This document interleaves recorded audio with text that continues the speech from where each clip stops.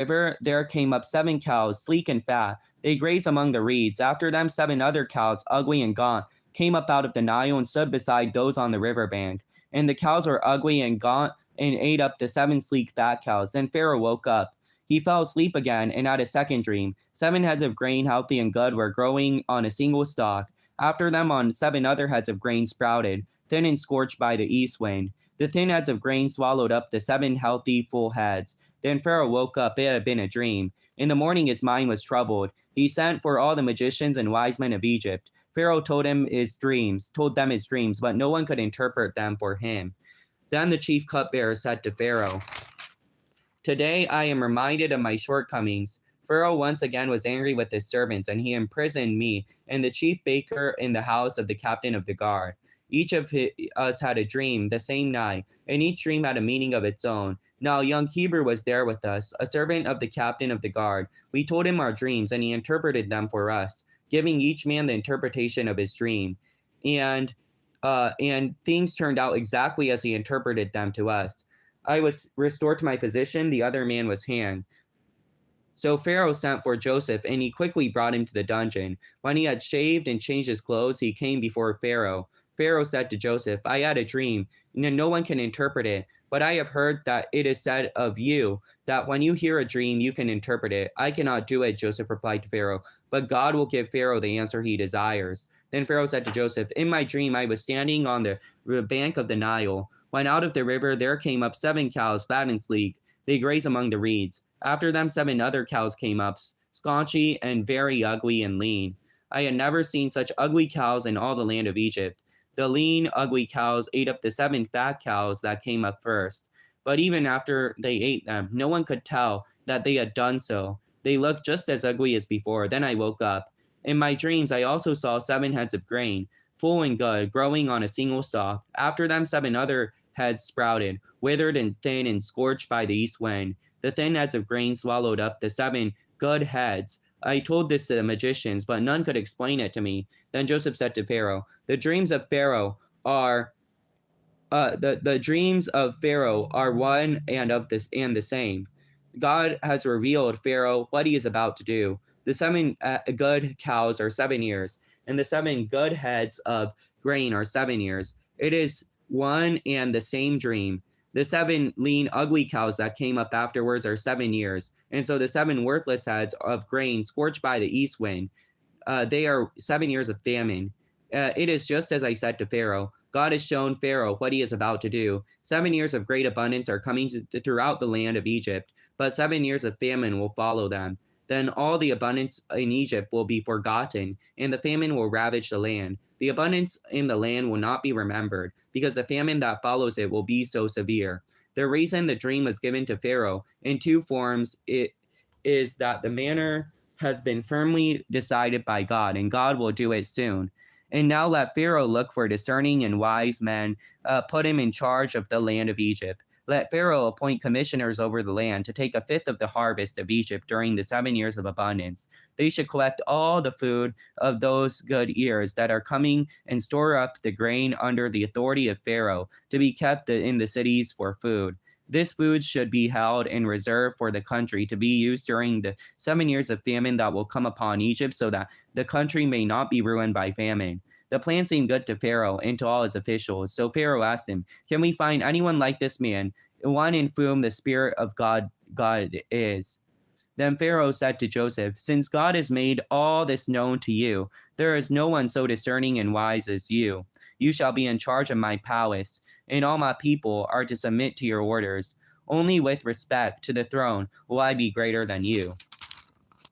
それから2年の後、パロは夢を見た。見ると、彼はナイルのほとりに立っていた。ナイルがつやつやしていた。つやつやした肉付きの良い7頭の目牛が上がってきて、足の中で草をはんでいた。するとまた、その後を追った他の醜い痩せ細った7頭の目牛がナイルから上がってきて、その川岸にいる目牛のそばに立った。そして醜い痩せ細った目牛がつやつやしたよく肥えた7頭の目牛を食い尽くした。その時パロは目が覚めた。それから彼はまた眠って再び夢を見た。見ると肥えた良い7つの穂が1本の茎に出てきた。すると、すぐその後から東風が焼けた、しなびた7つの穂が出てきた。そしてしなびた穂が肥えた豊かな7つの穂を飲み込んでしまった。その時パロは目が覚めた。それは夢だった。朝になってパロは心が騒ぐので、人をやってエジプトのすべての呪法師とすべての知恵ある者たちを呼び寄せた。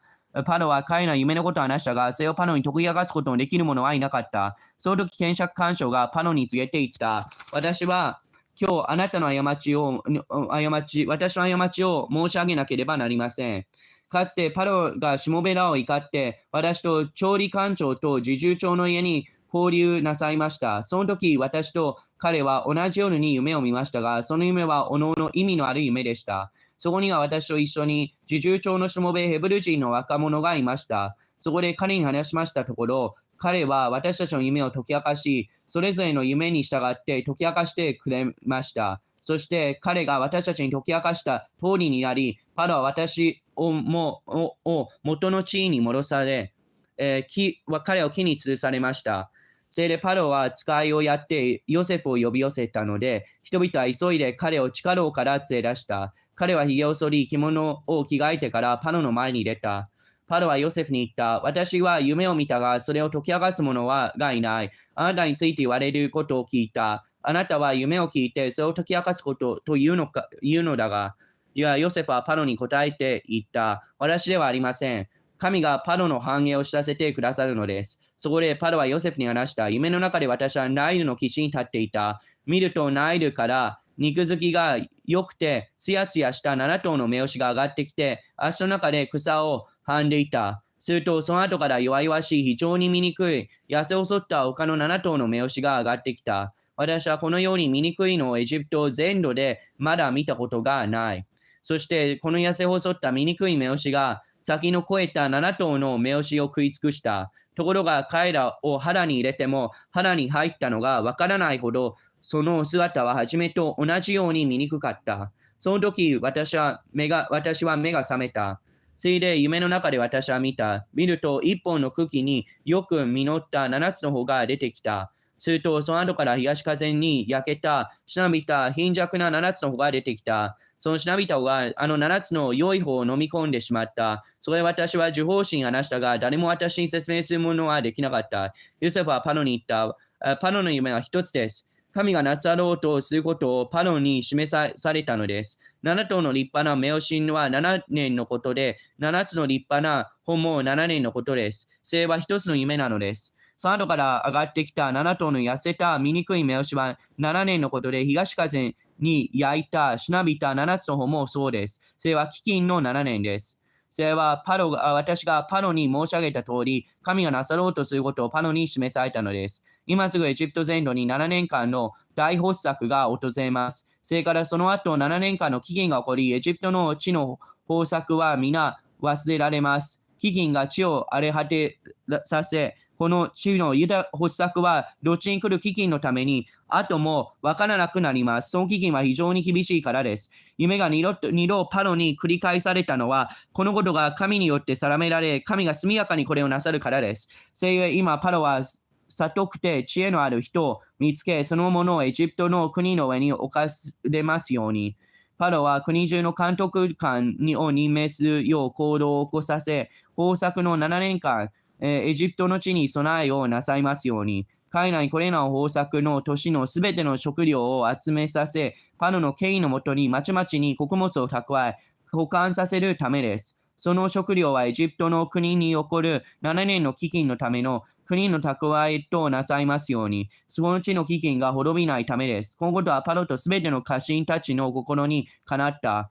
そこでパロは家臣たちに言った。神の霊のやろうているこのような人は他に見つけることはできようか。パロはヨセフに言った。神がこれらすべてのことをあなたに知らせたのであれば、あなたのように悟くて知恵のある者は他にはいない。あなたは私の家を治めてくれ。私の民は皆あなたの任命に従おう。私があなたに勝っているのは多いだけだ。So Pharaoh said to Joseph, I hereby put you in charge of the whole land of Egypt. Then Pharaoh took his signet ring from his finger and put it on Joseph's finger. He dressed him in robes of fine linen and put a gold chain around his neck. He made him ride in the chariot as his second in command, and the men shouted before him, "Make way!" Thus he put him in charge of the whole land of Egypt. Then Pharaoh said to Joseph, "I am Pharaoh, but without your word, no one will lift hand or foot in all Egypt." Pharaoh gave Joseph the name Zephaniah-Parnah, and gave him Asenath, daughter of Potiphar, priest of On, to be his wife. And Joseph went throughout the land of Egypt. Joseph was 30 years old when he entered the service of Pharaoh, the king of Egypt. And Joseph went out from Pharaoh's presence and traveled throughout Egypt. During the 7 years of abundance, the land produced plentifully. Joseph collected all the food produced in those 7 years of abundance in Egypt and stored it in the cities. In each city he put the food grown in the fields surrounding it. Joseph stored up huge quantities of grain like the sand of the sea. It was so much that he stopped keeping records because it was beyond measure. Before the years of famine came, 2 sons were born to Joseph by Asenath, daughter of Potiphar, priest of On. Joseph named his firstborn Manasseh and said, "It is because God has made me forget all my trouble and all my father's household." The second he named Ephraim and said, "It is because God has made me fruitful in the land of my suffering." 7 years of abundance in Egypt came to an end, and 7 years of famine began, just as Joseph had said. There was famine in all the other lands, but in the whole land of Egypt there was food. When all Egypt began to feel the famine, people cried to Pharaoh for food. Then Pharaoh told all the Egyptians, "Go to Joseph and do what he tells you."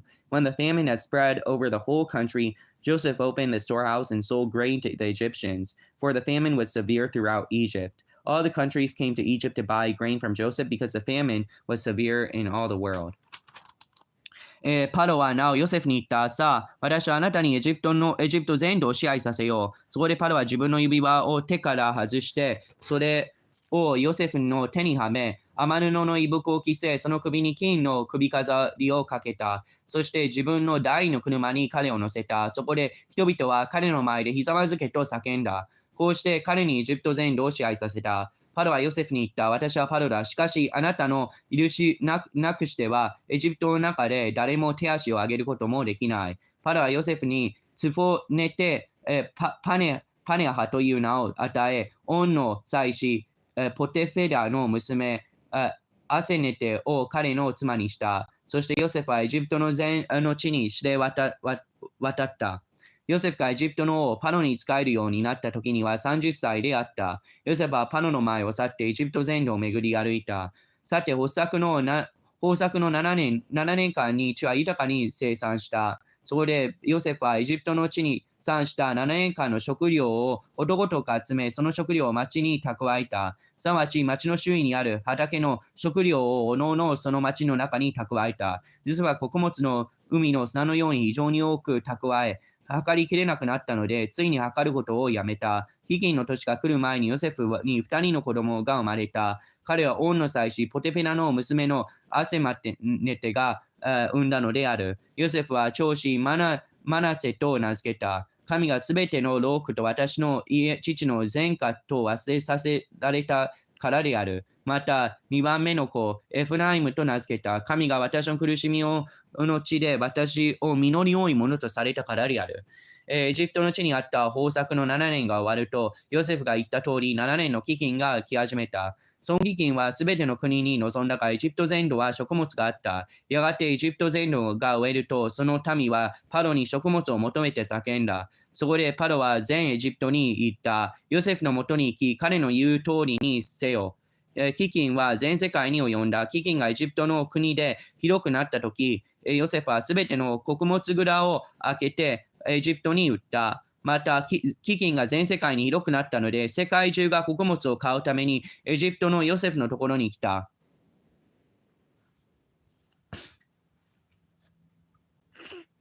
When Jacob learned that there was grain in Egypt, he said to his sons, "Why do you just keep looking at each other?" He continued, "I have heard that there is grain in Egypt. Go down there and buy some food for us, so that we may live and not die."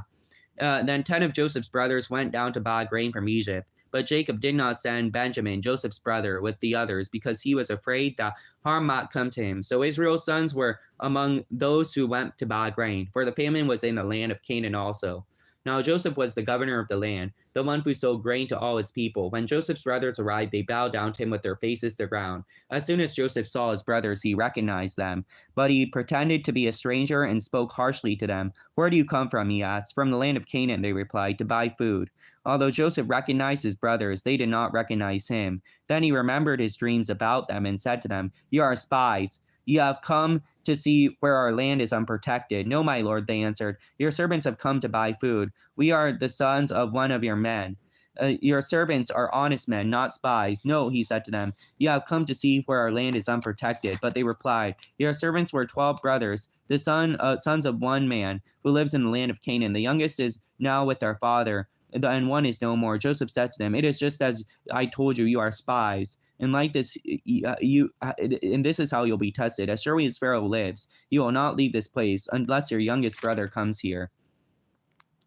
Send one of your number to get your brother. The rest of you will be kept in prison, so that the words may be tested to see you if you are telling the truth. If you are not, then surely as Pharaoh lives, you are spies." And he put them in custody for 3 days. On the 3rd day, Joseph said to them, "Do this and you will live, for I fear God. If you are honest men, let one of your brothers stay here in prison, while the rest of you go and take grain back for your starving households.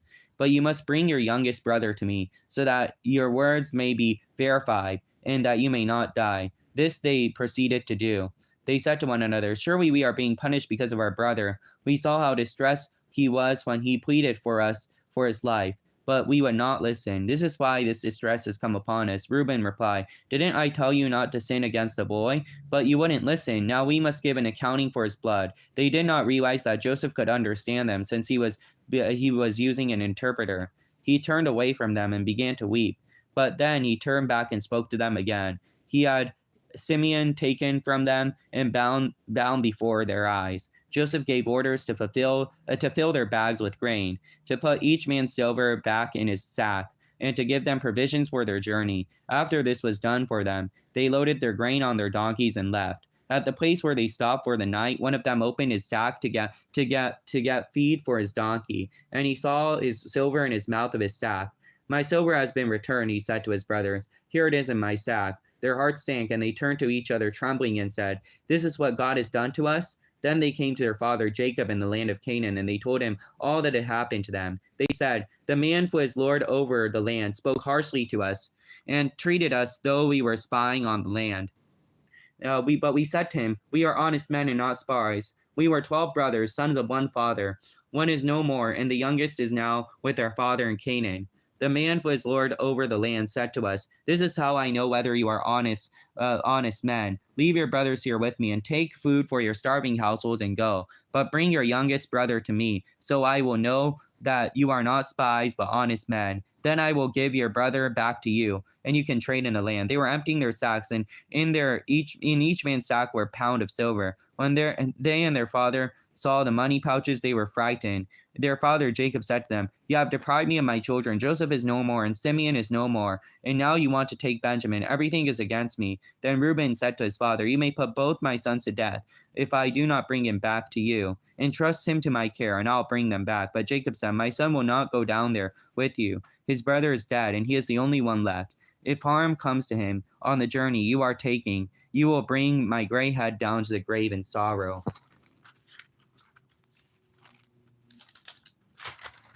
ヤコブはエジプトに穀物があると知って息子たちに言った。あなた方はなぜ互いに顔を見合わせているのか。そして彼は言った。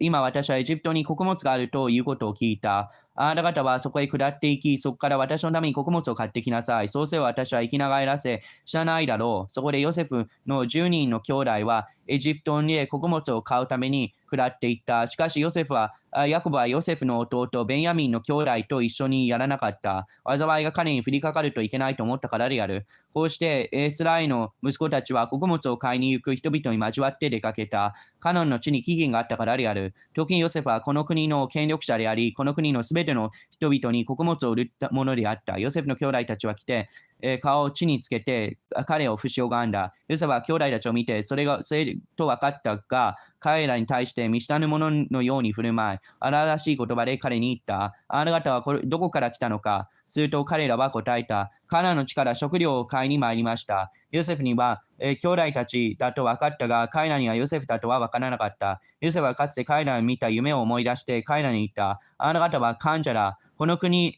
の隙を伺いに来たのだろう。彼は言った。いえ、あなた様、しもべどもは食料を買いに参ったのでございます。私たちは同じ一人の子で、私たちは正直者でございます。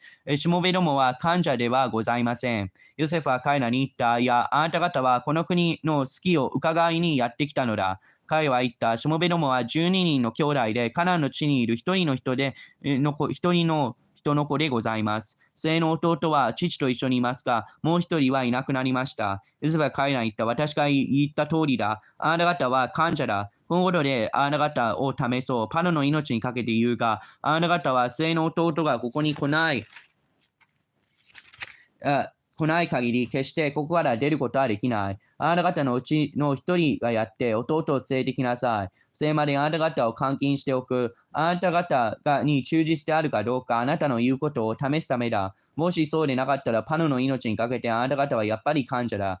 こうしてヨセフは彼らを3日間監禁所に一緒に入れておいた。ヨセフは3日目に彼らに言った。次のようにして生きよう。私も神を恐れるものだから、もしあなたが正直者なら、あなた方の兄弟の一人の監禁所に監禁しておいて、あなた方は飢えている家族に穀物を持っていくがよい。そしてあなた方の末の弟を私のところに連れてきなさい。そうすればあなた方のことが本当だということになり、あなた方は死ぬことはない。そこで彼らはそのようにした。彼互いに言った。我々の弟のことで罰を受けているのだな。あれが我々に憐れみを請ったとき、彼の心の苦しみを見ながら、我々は聞き入れなかった。それで我々はこんなに苦しい目に遭っているのだ。ルベンは彼に答えた。私はあの子に罪を犯すなどと言ったではないか。それなのにあなた方は聞き入れなかった。だから今彼の血の報いを受けるのだ。彼らはヨセフが聞いていたことは知らなかった。彼と彼らの間には通訳者がいたからである。ヨセフは彼らから離れて泣いた。それから彼らのところに帰ってきて彼らに語った。そして彼らの中からシメオンを取って彼らの目の前で彼を縛った。ヨセフは彼らの袋に穀物を満たし、彼らを銀をめいめいの袋に返し、また道中の食料を彼らに与えるように命じた。それで人々はその通りにした。彼らは穀物を自分たちのロバに背負わせてそこを去った。さて、宿営所でそのうちの一人が自分のロバに飼料をやめるために袋を開けると、自分の銀を見つけた。しかも見よ、それは自分の袋の口にあった。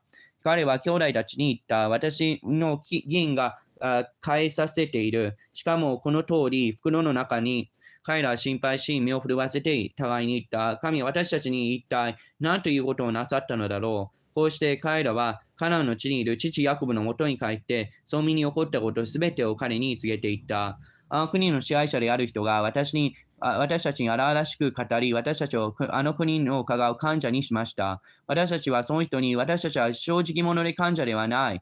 私たちは12人兄弟で同じ一人の父の子で、一人はいなくなったが、カナンの地に父と一緒にいると申しました。すると、この国の支配者である人が私たちに言いました。こうすればあなた方が正直者かどうかわかる。あなた方の兄弟の一人を私のところに残し、飢えているあなたの家族に穀物を持っていけ。そしてあなた方の末の弟を私のところに連れて来い。そうすれば、あなた方が患者でなく正直者だということが私にわかる。その上で私はあなた方の兄弟を返そう。そしてあなた方はこの地に出入りができる。それから彼らは自分たちの袋を空にすると、身をめいめいの金の包みがそれぞれの袋の中にあるではないか。彼らの父もその銀の包みを見て恐れた。